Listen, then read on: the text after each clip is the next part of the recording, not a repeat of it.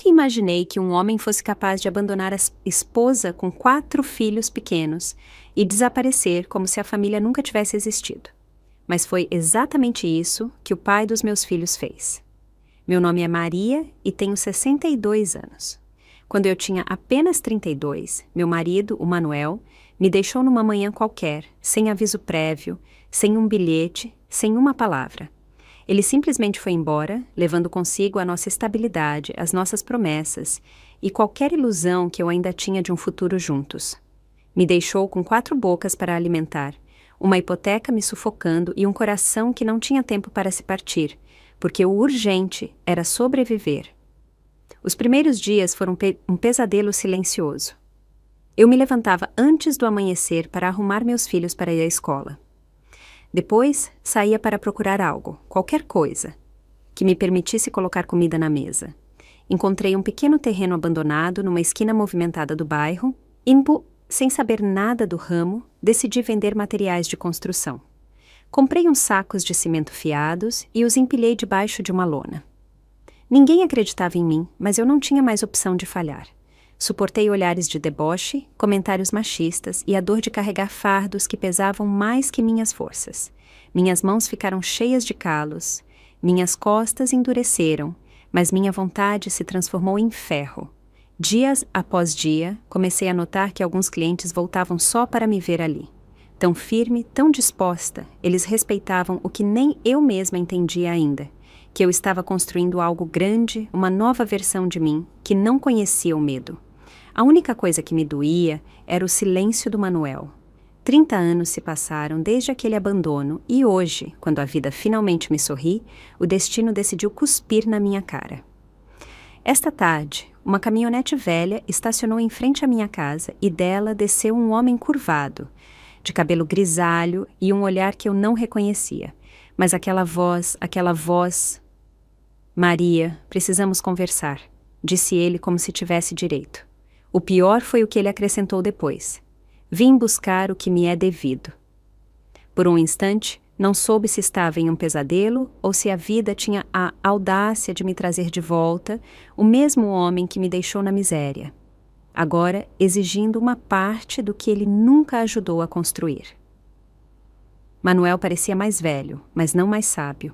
Usava roupas gastas, com um ar derrotado, mas em seu tom havia arrogância, como se sua simples presença bastasse para que eu abrisse as portas da minha casa e do meu bolso. Olhei para ele fixamente, sem me mover, sem lhe oferecer nenhum copo d'água.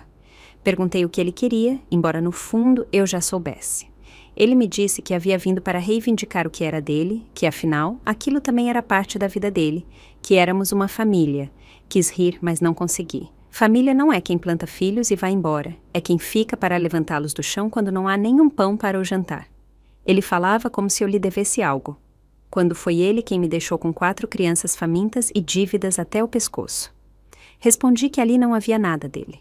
Nem os tijolos da casa, nem os sacos de cimento, nem os depósitos, nem os caminhões. Tudo foi pago com o meu esforço, com minhas madrugadas geladas, com meu suor e minhas lágrimas engolidas em silêncio. Mas Manuel não escutava, apenas sorria com aquela calma de quem se sente no direito. O que você fez foi admirável, mas isso não te torna dona de tudo, soltou ele como se suas palavras fossem lei.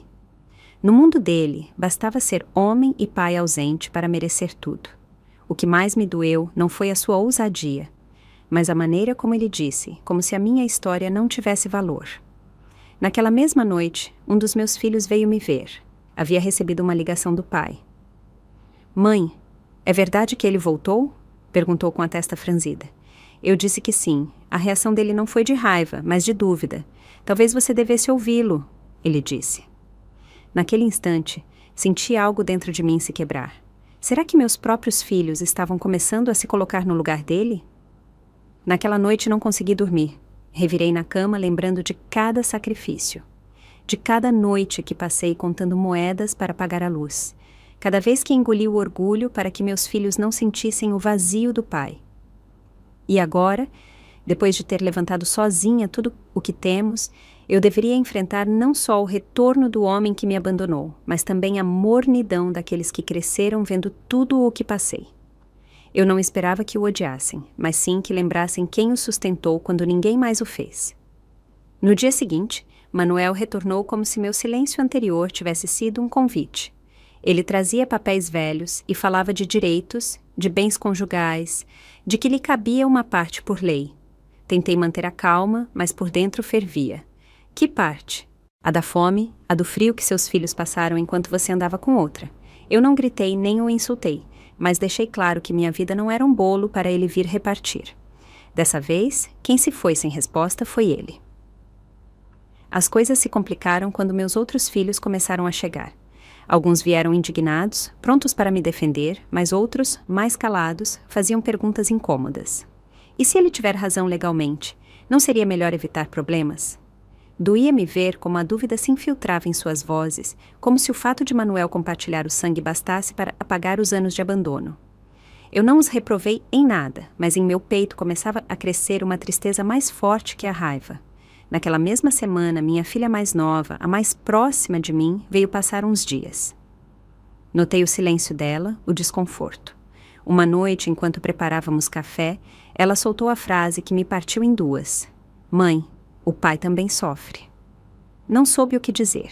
Senti o chão se mover debaixo dos meus pés. Se ela, que viu tudo de perto, duvidava de mim, quem estava do meu lado? Naquele momento, eu soube. Essa batalha não seria só contra ele, mas também contra a memória frágil dos que criei com tanto amor. A manhã seguinte chegou pesada, como se o ar fosse mais denso dentro da minha própria casa. Levantei cedo como sempre. Organizei os papéis da empresa, revisei entregas, mas minha cabeça estava em outro lugar. A presença de Manuel havia reaberto feridas que eu cria cicatrizadas. Cada canto da casa me lembrava como lutei para mantê-la de pé. E agora, eu tinha que me preparar para proteger tudo de novo. Como se ele tivesse o direito de desenterrar meu passado com tanta facilidade. Fui ao cartório com todos os documentos da minha empresa, da casa, dos terrenos. Queria ter certeza de que tudo estava em meu nome, legalmente blindado. O funcionário me olhou com surpresa quando lhe contei a situação. Ele nunca assinou nada, senhora. Tudo isso pertence só à senhora, disse com firmeza. Respirei aliviada por um instante, mas esse alívio durou pouco. Um dos advogados me advertiu. Se ele processar, pode tentar reclamar como ex-cônjuge. A guerra mal começava. Quando voltei para casa, encontrei 2 dos meus filhos conversando com Manuel na entrada. Eles riam de algo que ele disse, e meu coração apertou. Não era apenas uma conversa casual, havia cumplicidade em seus gestos, estratégia em seu sorriso. Ele usava sua nova imagem de homem quebrado como escudo e sua lábia como arma. Era bom nisso, sempre foi. O pior foi ver meus próprios filhos concordando com empatia, como se estivessem esquecendo o que ele nos fez. Naquela noite, reuni todos na sala. Olhei para cada um nos olhos e contei a verdade. Falei sobre as vezes que pedi comida fiado, sobre os dias em que vendi areia debaixo do sol, sobre os sacos de cimento que carreguei enquanto me desfazia por dentro. Contei como construí cada parte do que hoje temos com as mãos calejadas e com dignidade. Ao terminar, o silêncio preencheu o quarto. Mas antes que eu pudesse respirar tranquila, meu filho mais velho, o que me ajudou a pintar a primeira loja, disse em voz baixa. Ainda assim, ele é nosso pai, mãe. Sentei-me devagar, como se meu próprio corpo não suportasse o peso daquelas palavras. Ainda assim, ele é nosso pai. Sim, ele era. Mas que tipo de pai abandona 4 filhos pequenos e jamais olha para trás? O silêncio que se seguiu àquela frase me doeu mais que qualquer abandono. Eu esperava gratidão, ou pelo menos memória. Mas ali, naquela sala onde tantas vezes chorei em silêncio, meus filhos me pareciam desconhecidos. Aquilo não era justiça, era traição embrulhada em palavras suaves. Permaneci alguns segundos em silêncio, olhando para o chão como se ali pudesse encontrar alguma resposta. Depois me levantei, caminhei até o armário e peguei uma caixa onde guardava fotos antigas, contas pagas com esforço, recortes de jornal sobre o meu negócio. Coloquei tudo sobre uma mesa. Isso foi o que ele deixou, um rastro de ausência. E isso foi o que eu construí. Ninguém disse nada, só se ouvia o rangido do papel ao passar de uma prova a outra. Cada documento era uma testemunha da minha história. No dia seguinte, Manuel voltou a me procurar, desta vez com uma proposta escrita por um advogado. O documento sugeria uma divisão amigável, como se estivéssemos falando de uma herança e não de um império que levantei com as unhas. Rasguei o papel na frente dele sem dizer palavra. Ele me olhou com aquele desprezo disfarçado de decepção, como se eu fosse a insensível. Você não tem coração, Maria, ele disse, irônico. Quem abandonou 4 crianças agora vinha me dar lições sobre ter coração. Naquela noite, recebi uma ligação de um número desconhecido. Era uma mulher com voz firme e direta. Sou advogada de ofício. Represento o Manuel. Ele está considerando uma demanda formal. Minhas pernas tremeram por um instante, mas logo se firmaram. Não lutei por 3 décadas para ver tudo escorrer entre minhas mãos. Desliguei o telefone e caminhei até a janela. Ali, no reflexo do vidro, vi algo que me gelou o sangue. Manuel conversava com minha nora, rindo como se nada estivesse acontecendo. Ver aquela cena da janela me deixou imóvel. Minha nora, esposa do meu segundo filho, rindo com Manuel como se fossem velhos conhecidos. Aquela mulher que tantas vezes me chamou de exemplo, que admirava minha fortaleza, agora sorria para o homem que tentava me tirar tudo. Não era uma conversa casual. Havia cumplicidade, uma aliança silenciosa. Meu instinto gritava: algo está sendo tramado e é contra mim. O mais doloroso era saber que se gestava dentro da minha própria família. Na manhã seguinte, chamei meu filho e sua esposa para conversar. Perguntei diretamente do que falavam na noite anterior com ele. Ela fingiu surpresa, tentou minimizar. Ele só perguntou pelos meninos. Mas ele baixou o olhar. Estava claro que havia mais. Meus olhos ardiam, não de choro, mas de raiva contida. Não precisava de confissões. Eu conhecia muito bem o mundo para não entender quando alguém já mudou de lado ou está se deixando comprar. Decidi tomar precauções. Fortaleci os contratos da empresa. Transfere parte dos ativos para uma holding em meu nome. Consultei advogados especializados. Não ia permitir que uma vida inteira de trabalho terminasse nas mãos de um homem que nem sequer sabia o nome dos professores de seus filhos. Manuel podia ter recuperado o favor de alguns membros da família, mas não teria acesso a um único centavo do que eu havia construído. Eu estava disposta a ir até onde fosse necessário. Mas o que eu não esperava era o próximo passo dele. 2 dias depois, recebi uma notificação. Manuel havia iniciado uma ação judicial formal para reclamar a metade da casa principal e da primeira loja. Ele alegava que esses bens juntos valiam mais de 2 milhões de reais. Quando li aquilo, senti que a vista escureceu. Fundador? Ele nem sequer sabia onde era o primeiro depósito. Aquela demanda não era apenas um insulto, era uma declaração de guerra. E guerras eu já sabia como lutar. Com o envelope da notificação ainda na mão, sentei na cadeira da sala e fiquei olhando para o vazio por vários minutos. As palavras direitos adquiridos ressoavam na minha cabeça como um insulto. Era como se ele tivesse cuspido em cada tijolo que carreguei, em cada noite que dormi no escritório, em cada febre que cuidei sem ajuda. Aquela demanda não era apenas um ataque ao meu patrimônio, era um ataque à minha história, e eu sabia que não podia enfrentá-la com raiva, mas com estratégia. No dia seguinte, fui com meu advogado levando todos os documentos organizados como sempre: escrituras, registros, notas fiscais, licenças. Cada folha era uma arma. Ele os revisou e, ao terminar, disse com firmeza: ele não tem como te ganhar, mas vai se apegar ao sobrenome. Aí entendi que essa batalha seria mais suja do que eu pensava. Não bastava provar que tudo era meu. Eu teria que defender minha dignidade diante de uma justiça cega que muitas vezes protege quem faz mais barulho. Enquanto preparávamos a defesa, a tensão em casa ficou densa. Um dos meus filhos começou a me evitar e eu soube que algo estava sendo dito por trás. A dúvida tinha se infiltrado como veneno. Talvez ele tenha ajudado no início e você não se lembra.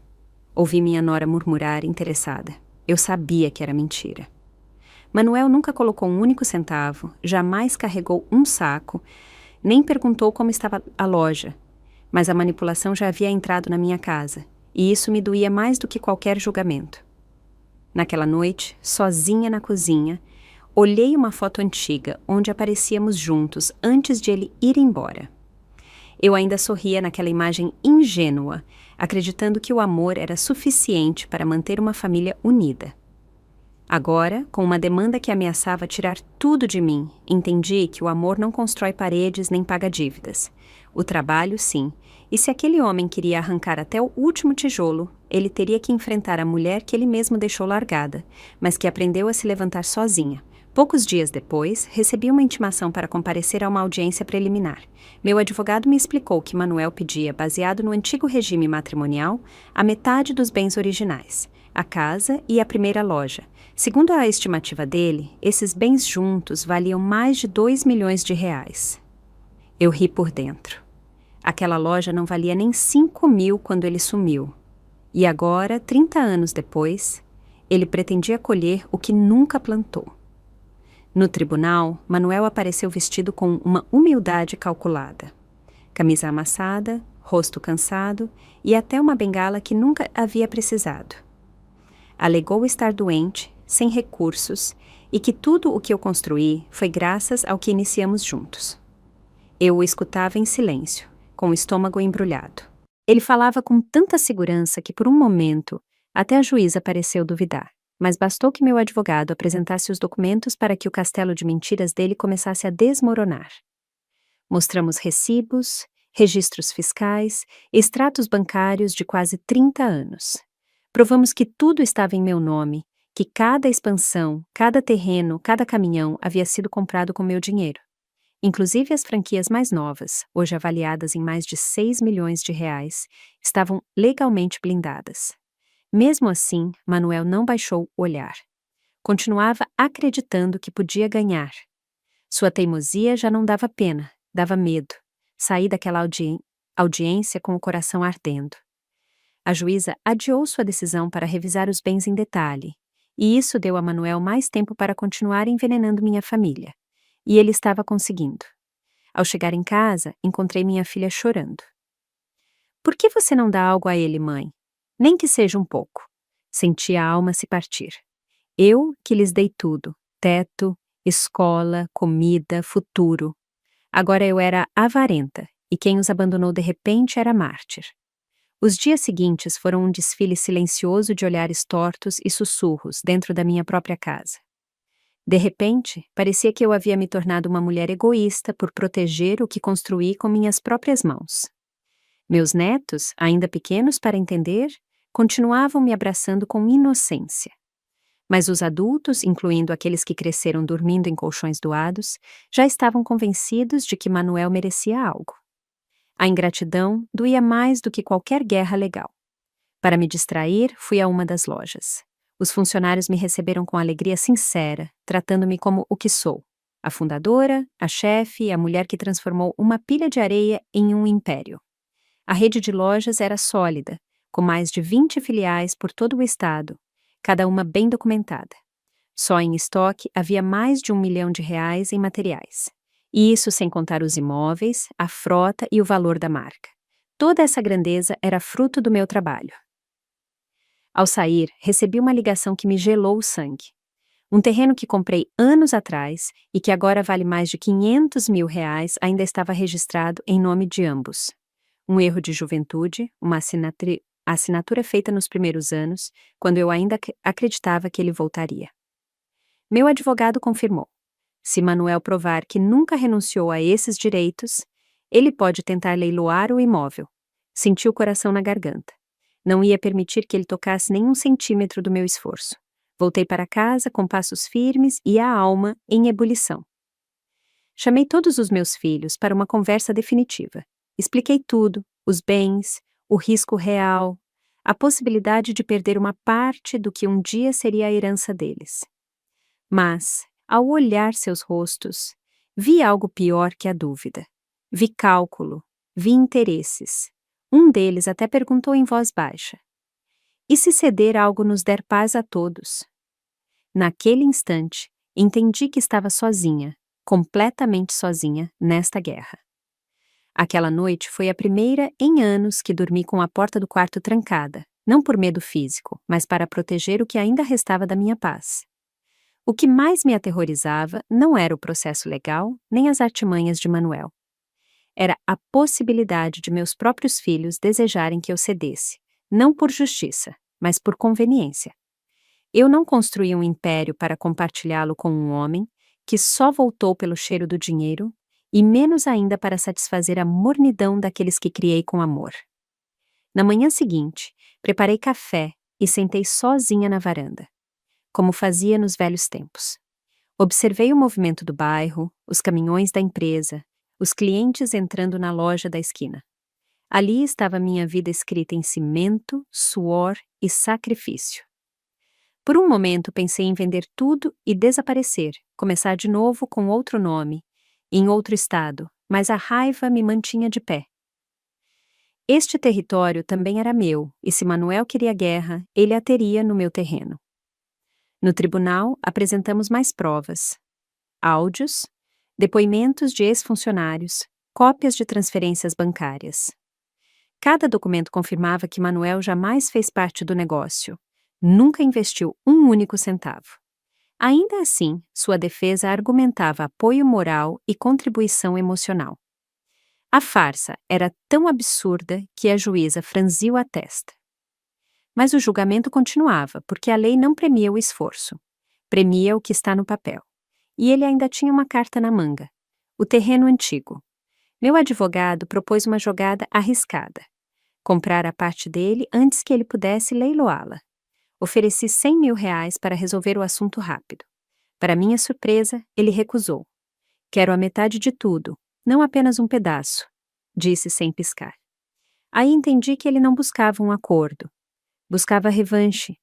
Queria me ver ceder, me ver fraca, me ver derrotada, e naquele instante tomei a decisão mais dura da minha vida. Apresentar uma contrademanda contra ele. A contrademanda foi como acender um fósforo em uma sala cheia de gasolina. Manuel explodiu. Mandou mensagens para meus filhos me acusando de querer destruir o pai que lhes deu a vida e deixá-lo na miséria. Que ironia! Ele já estava na miséria quando voltou. E não por minha culpa. O problema era que agora ele tinha quem o escutasse. Uma das minhas noras até publicou uma indireta nas redes. Dinheiro não compra o coração. Me perguntei se ela teria coragem de dizer isso na minha cara. Enquanto isso, meus advogados trabalhavam sem descanso. A contrademanda não era apenas para deter suas exigências. Também exigíamos que ele devolvesse o dinheiro de um terreno que havia vendido em segredo anos atrás. Descobrimos que há 28 anos ele transferiu para terceiros um lote que estava em nome de ambos. Essa venda gerou mais de R$150.000 que ele jamais declarou. Isso era fraude, e desta vez a justiça não poderia fazer vista grossa. A notícia da contrademanda correu como pólvora entre os familiares. Uma cunhada me ligou chorando, dizendo que Manuel estava desesperado, doente, sem onde dormir. Perguntei com frieza, e onde dormiram meus filhos quando ele se foi? Ela não soube o que responder. A manipulação emocional estava chegando a níveis nauseabundos, mas eu não pensava em retroceder. Tinha 30 anos de esforço por trás e à frente, um homem que só sabia tirar. Eu não pedia vingança, pedia justiça com juros. Dias depois, recebi uma advertência informal. Manuel planejava falar com a imprensa local, contar sua versão, fazer-se passar por um idoso abandonado por sua ex-esposa milionária. Era o último recurso do seu vitimismo. Meu advogado sugeriu guardar silêncio, mas eu tinha outros planos. Se ele queria contar a história dele, eu também. Mas a minha tinha datas, recibos e verdades. Não precisava de mentiras para comover, só precisava ser contada por quem a viveu. Com a ameaça da mídia pairando, decidi tomar a iniciativa. Pedi uma entrevista com uma jornalista reconhecida na cidade, famosa por contar histórias reais de mulheres empreendedoras. Levei documentos, fotos antigas, artigos, até a primeira nota fiscal de venda. Quando me sentei em frente à câmera, não falei com raiva, falei com a verdade. Eu não construí uma fortuna, construí um refúgio para meus filhos e agora tenho que defendê-lo do mesmo homem que um dia nos deixou na rua. A reportagem foi ao ar numa quarta-feira à noite e explodiu no dia seguinte. Milhares de visualizações, centenas de comentários, mulheres me chamando de exemplo, gente contando histórias parecidas. Pela primeira vez em semanas, me senti compreendida. Enquanto isso, Manuel permaneceu em silêncio. Não respondeu, não atacou, mas soube por conhecidos que ele estava furioso. O papel de vítima começa a ruir quando a verdade aparece com provas na mão. A entrevista teve outro efeito inesperado. Antigos fornecedores me ligaram para oferecer apoio. Um deles até me propôs uma aliança para expandir a empresa para outro estado. O investimento superava os 3 milhões de reais. Era irônico. Enquanto meu ex-marido tentava me afundar, o mundo me devolvia reconhecimento.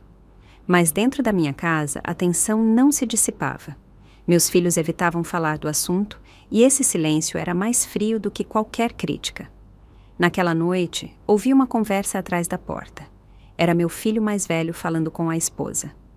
Talvez devêssemos garantir algo agora antes que a mãe deixe para outra pessoa. Senti um arrepio. Não era Manuel quem cobiçava minha fortuna. Era o exemplo. Ele havia mostrado o caminho e agora os que criei começavam a pensar igual. Fechei a porta com cuidado e, naquela escuridão silenciosa, entendi que a próxima traição não viria de fora, viria de dentro. Na manhã seguinte, liguei para meu contador e pedi um relatório completo de todos os meus bens. Precisava saber com exatidão quanto valia tudo o que construí, centavo por centavo. O total me deixou em silêncio. Somando propriedades, estoque, frota de veículos, contas e franquias, meu patrimônio superava os 8 milhões de reais. Não senti orgulho, senti precaução. Essa cifra não atraía respeito, atraía cobiça, mesmo dentro do meu próprio teto. Decidi revisar meu testamento. Sim, talvez fosse cedo para isso, mas a desconfiança já vivia comigo. Chamei meu advogado e fui clara. Se algum filho tentasse me pressionar ou se aliadasse com Manuel, seria automaticamente excluído da sucessão. Eles não sabiam, mas agora eu tinha o controle absoluto do futuro desta empresa. Pela primeira vez, aceitei que o sangue não garante lealdade e que ser mãe, às vezes, é caminhar sozinha em uma guerra silenciosa. Enquanto protegia legalmente meu legado, Manuel reapareceu com uma nova demanda. Exigia a venda judicial do terreno compartilhado para reclamar sua parte. Esse lote, hoje avaliado em mais de 500 mil reais, havia sido adquirido com dinheiro do negócio durante o segundo ano de operações. Ele nunca aportou nada nem sabia sua localização. Ainda assim, a lei lhe concedia um direito parcial. Respirei fundo. Essa era a parte mais amarga dessa batalha. O sistema protege quem nem sequer levantou um tijolo. No tribunal, meu advogado alegou que uma venda forçada prejudicaria uma das principais operações logísticas da empresa. Mas o juiz não protegia negócios privados. Ofereci novamente um acordo financeiro. 200 mil reais. Manuel sorriu e recusou.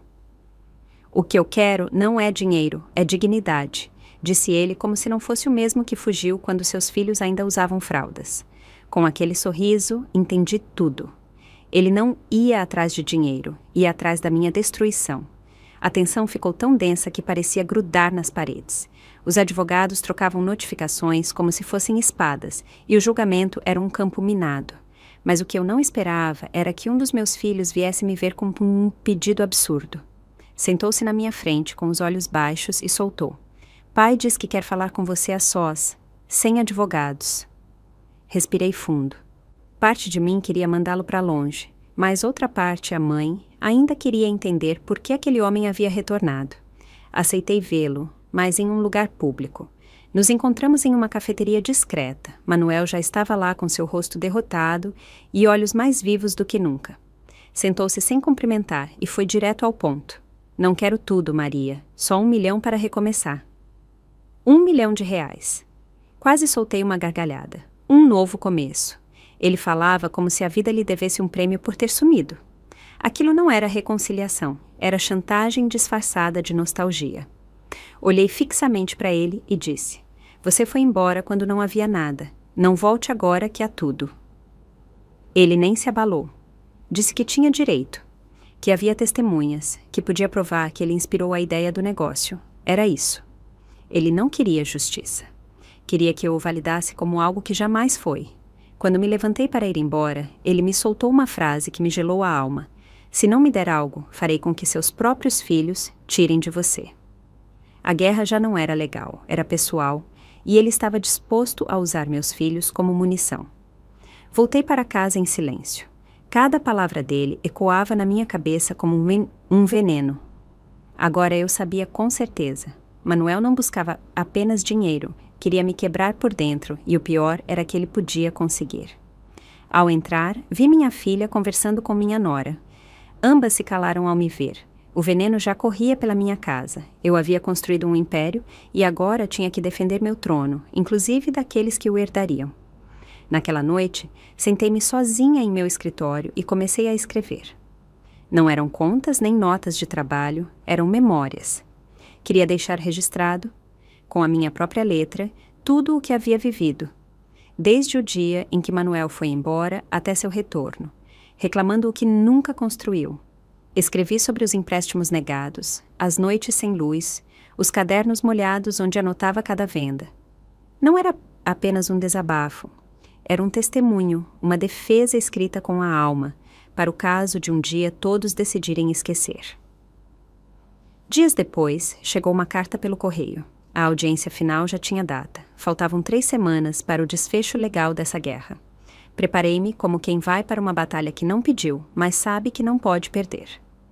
Revisei cada papel, cada assinatura, cada testemunha, até localizei um ex-funcionário que viu com os próprios olhos como Manuel sumiu e jamais retornou. Seu testemunho seria meu último trunfo, uma prova viva de que eu havia estado sozinha desde o princípio. Enquanto isso, a tensão familiar atingiu seu ponto máximo. 2 dos meus filhos pararam de me visitar. Disseram que não queriam tomar partido, mas o silêncio, a essa altura, doía mais do que os gritos. Minha neta adolescente e observadora me abraçou um dia e sussurrou: "Eu sei quem você é, avó." Quase me desabei em lágrimas. Essa frase foi como um cobertor quente depois de semanas no gelo, mas a calma durou pouco. Manuel estava movendo outra peça. Pretendia registrar parte da minha marca em seu nome. A notícia caiu como uma bomba. A marca que construí, que bordei em uniformes, que pintei em fachadas, agora estava sendo disputada como se fosse uma herança compartilhada. Era a maior invasão. Liguei para meu advogado no mesmo instante.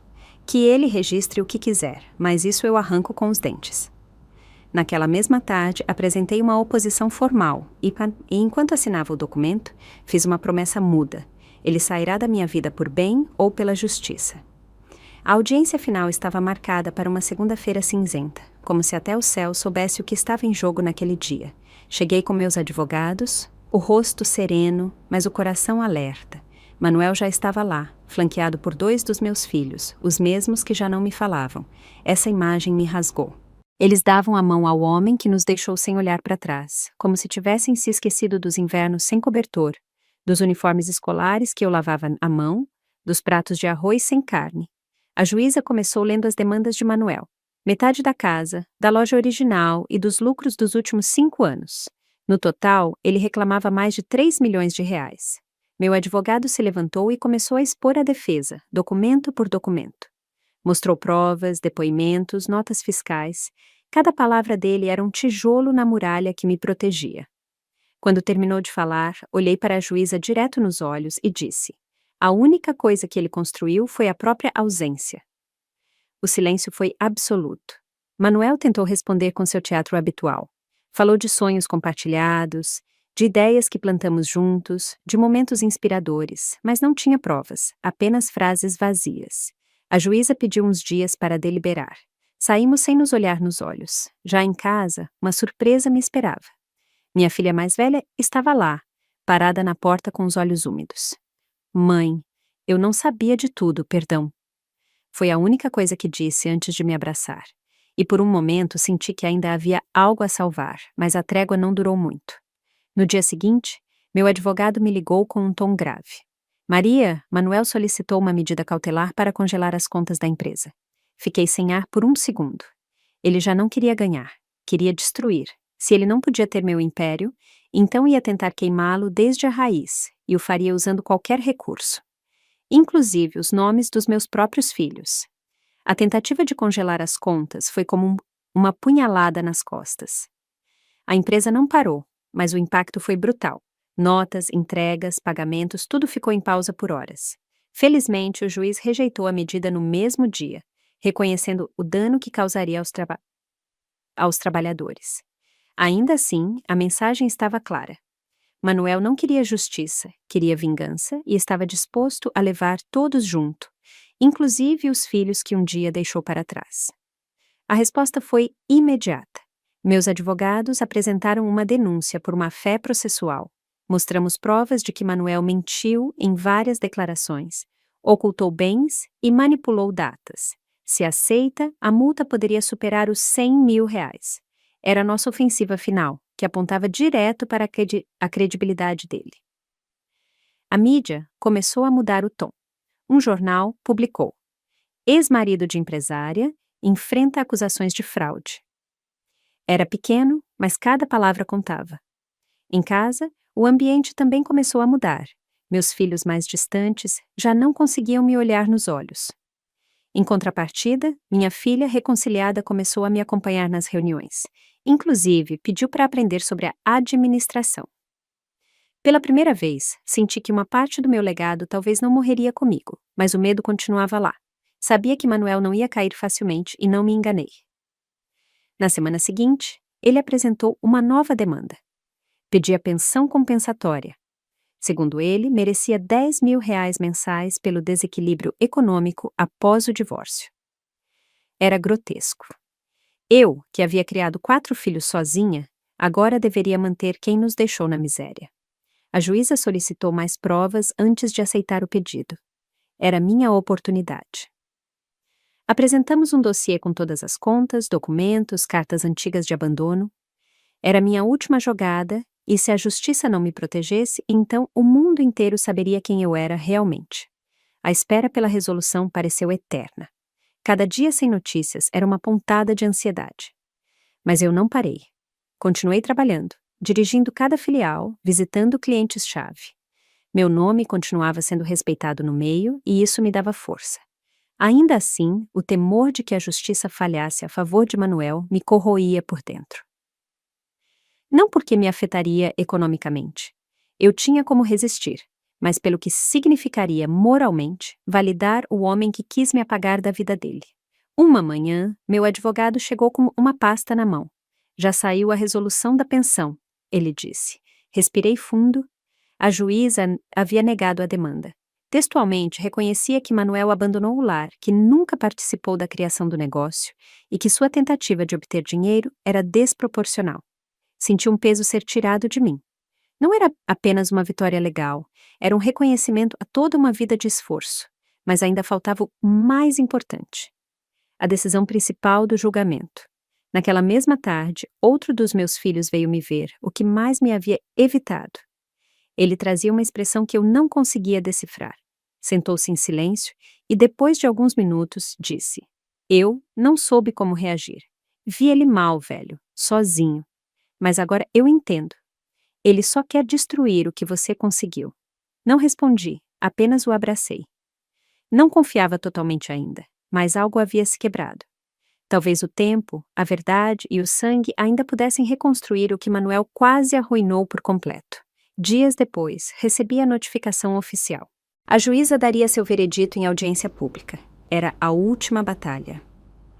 O que havia começado como um retorno incômodo de um fantasma do passado, agora era uma luta pela alma da minha família. Manuel não buscava apenas dinheiro. Queria me arrastar com ele para o mesmo vazio onde havia se enterrado por 30 anos. Mas desta vez, eu não ia permitir. Desta vez, o silêncio não ia proteger ninguém. O dia do veredito amanheceu com um céu pesado, como se o ar carregasse a tensão de todos esses anos. Cheguei ao tribunal com a testa erguida, vestida com a mesma cor sóbria que usei quando abri minha segunda loja. Não era um símbolo de poder, era um lembrete de onde eu vim. Manuel já estava lá, desta vez sozinho. Nem filhos, nem advogados de luxo, nem simpatias. Parecia mais velho, mais magro, mas não senti compaixão, apenas alerta. Um homem ferido sempre é perigoso. A juíza entrou pontualmente e não perdeu tempo.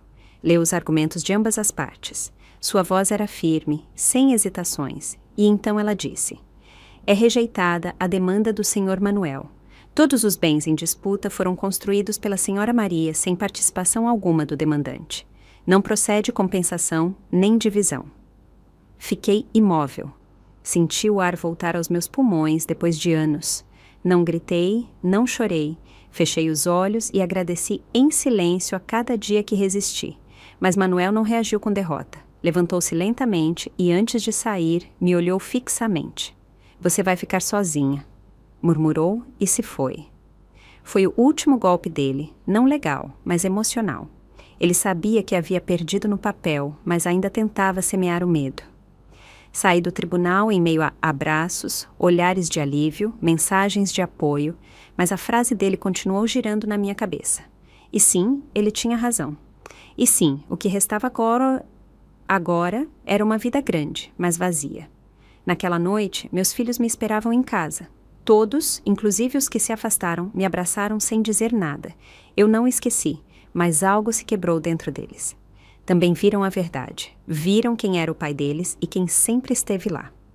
Sentei-me na sala, com meus netos aos pés, e pela primeira vez em muito tempo respirei fundo.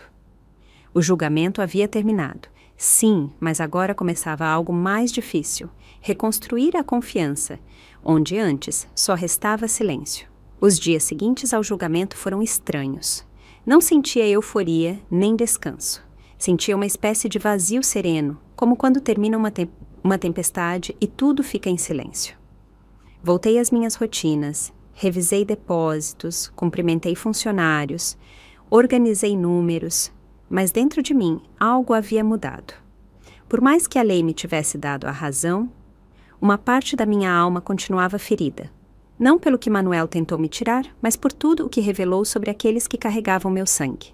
Reuni meus filhos em casa, não para discutir nem reclamar, só queria conversar. Contei-lhes como foi criar 4 crianças com fome, como me escondia no banheiro para não lhes mostrar medo, como aprendi a negociar entre lágrimas e poeira. Falei-lhes com a verdade, não com rancor. E ao terminar, um deles, o mais calado, disse: nunca te dissemos, mas sabíamos, só não queríamos olhar. Essa frase foi um espelho. Às vezes, a indiferença não nasce do ódio, mas do conforto. Decidi fazer mudanças na empresa. Separei a administração dos membros da família, criei uma fundação com parte dos lucros, dirigida por mulheres empreendedoras que também superaram sozinhas. Dei a ela o nome da minha mãe, que foi minha primeira mestra de resistência. A empresa já não era apenas um legado econômico, era uma missão, uma maneira de assegurar que nenhum outro Manuel pudesse tirar o mérito de uma mulher que lutou sozinha contra o mundo. Mas a vida, sempre imprevisível, me reservava uma última surpresa. Um dia, ao sair de uma reunião, um jovem se aproximou com uma expressão nervosa. A senhora é a Maria, a rainha dos materiais? Assenti. E ele me estendeu uma folha. Era um convite para falar em uma universidade. Queriam que eu contasse minha história para estudantes de negócios. Pela primeira vez, minha voz já não era apenas defesa, era inspiração. E entendi que o julgamento mais importante estava apenas começando, o de deixar uma marca. A universidade era pequena, mas cheia de vida, jovens curiosos, com cadernos abertos e olhos brilhantes. Quando subi ao palco, senti uma pontada no peito. Não era medo, era memória. Comecei contando o básico. Como comecei vendendo sacos de cimento, como aprendi a negociar sem capital, como transformei um terreno empoeirado em uma rede de distribuição que hoje valia milhões de reais. Mas depois baixei a voz e contei o que ninguém vê nos balanços. O abandono, a traição, o custo emocional. Muitos se aproximaram de mim depois. Uma moça me disse chorando que a mãe dela também foi deixada com 3 filhos. Um jovem me pediu emprego para a tia dele, que vendia salgados na rua, e entendi que minha história já não era só minha, era de todas, porque em cada esquina deste país há uma Maria. Mulheres que constroem com as mãos enquanto a vida lhes joga pedras nas costas. Saí de lá com algo diferente, orgulho. Não mais pelo que consegui, mas pelo que inspirava. Voltei para casa naquela noite e me sentei em frente à escrivaninha onde tudo começou. Peguei o caderno onde anotava as primeiras contas. O lápis ainda tinha marcas de suor. Fechei os olhos e me lembrei daquela versão de mim mesma. Magra, cansada, quebrada, mas teimosa. Aquela mulher me salvou. Não os advogados, não as leis. Eu mesma, com minha força, com minha teimosia, com meu amor de mãe. E me prometi algo. Não voltaria a me calar jamais. Ninguém mais escreveria minha história por mim. Mas, justamente quando eu pensava que o capítulo estava encerrado, o telefone tocou. Era a advogada. Maria, há uma nova solicitação. Manuel quer apelar. Eu ri. Não de deboche, mas de incredulidade. Aquele homem já não tinha nada, mas ainda buscava arrancar pedaços de uma história que nunca foi dele. Desliguei sem dizer uma palavra e, pela primeira vez, não senti raiva, senti pena, porque há quem, mesmo derrotado, prefere se arrastar a aceitar que perdeu para sempre. A apelação não me surpreendeu, mas me indignou. Manuel não tinha base legal nem provas novas, só queria incomodar, prolongar o processo, continuar presente. Minha advogada me explicou que provavelmente seria rejeitada, mas ainda assim implicava gastos, desgaste e tempo. Assenti em silêncio, não porque me resignasse, mas porque eu já não pensava em jogar no ritmo dele. Desta vez, se ele queria guerra, eu ia deixá-lo se afogar sozinho em suas próprias armadilhas. Enquanto se tramitava essa última jogada absurda, eu segui com minha vida. Assisti a conferências, inaugurei uma nova filial em outro estado, assinei uma aliança com uma construtora estrangeira. O negócio continuava crescendo, superando já os 10 milhões de reais em patrimônio consolidado. Mas o mais importante não era o valor, era saber que eu havia sobrevivido a tudo. À pobreza, ao abandono, à ingratidão e que, apesar de tudo, não havia endurecido por dentro. Meus filhos começaram a mudar pouco a pouco, sem palavras grandiosas nem gestos teatrais, apenas estando presentes, apoiando em reuniões, perguntando como ajudar. Eu não esquecia o que aconteceu, mas também não fechava a porta para o futuro. Entendi que a dor nem sempre se cura com desculpas, mas com ações constantes. E, embora eu já não confiasse cegamente, começava a acreditar que algo podia ser reconstruído a partir da honestidade, com tempo, com distância, com verdade. A apelação foi rejeitada sem audiência.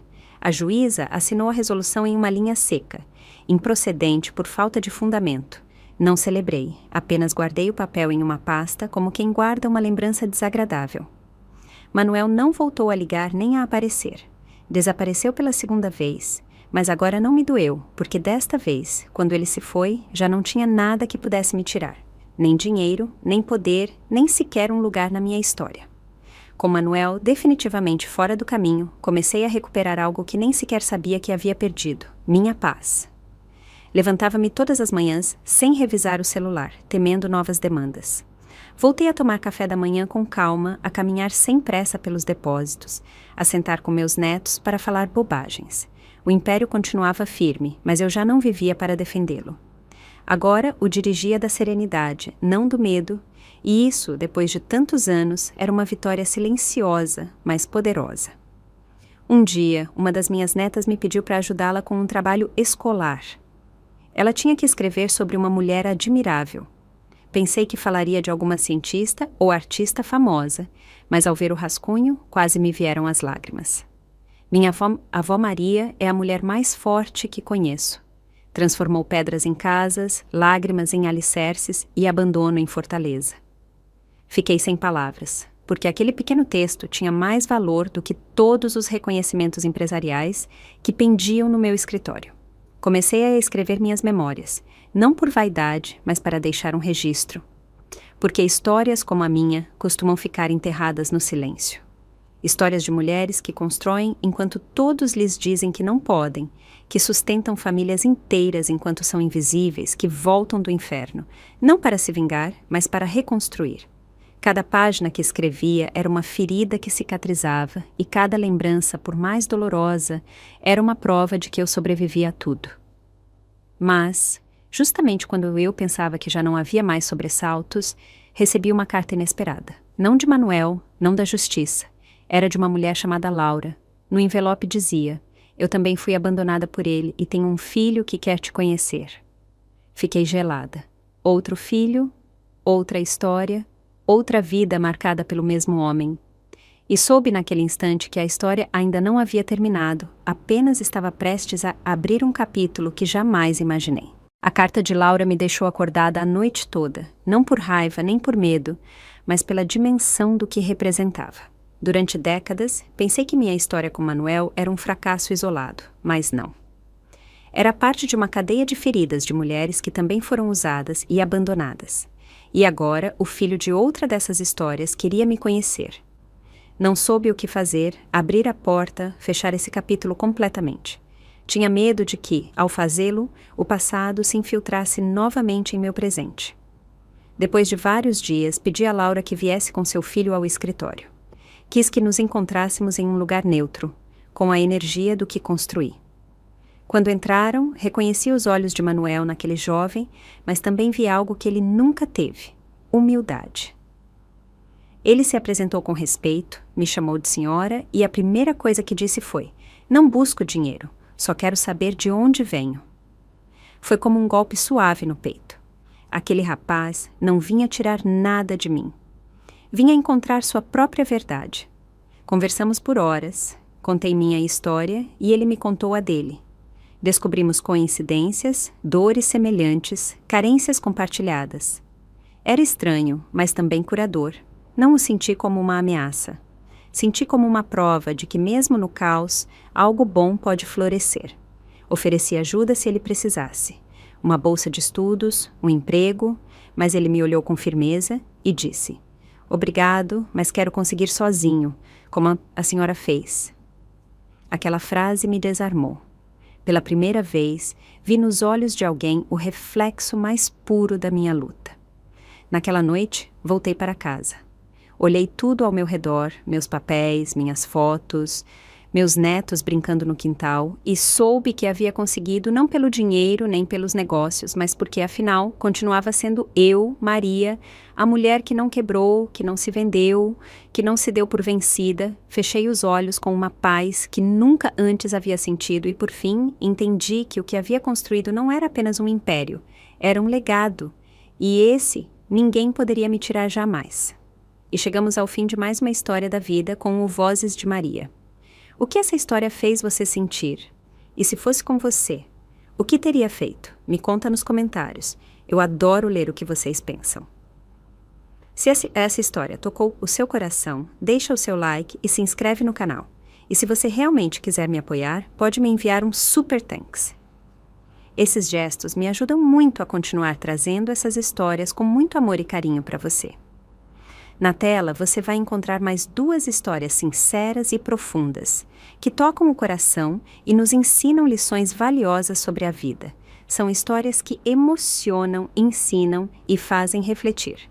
Obrigado por existir e por estar aqui comigo. Te espero na próxima história de vida aqui no Vozes de Maria.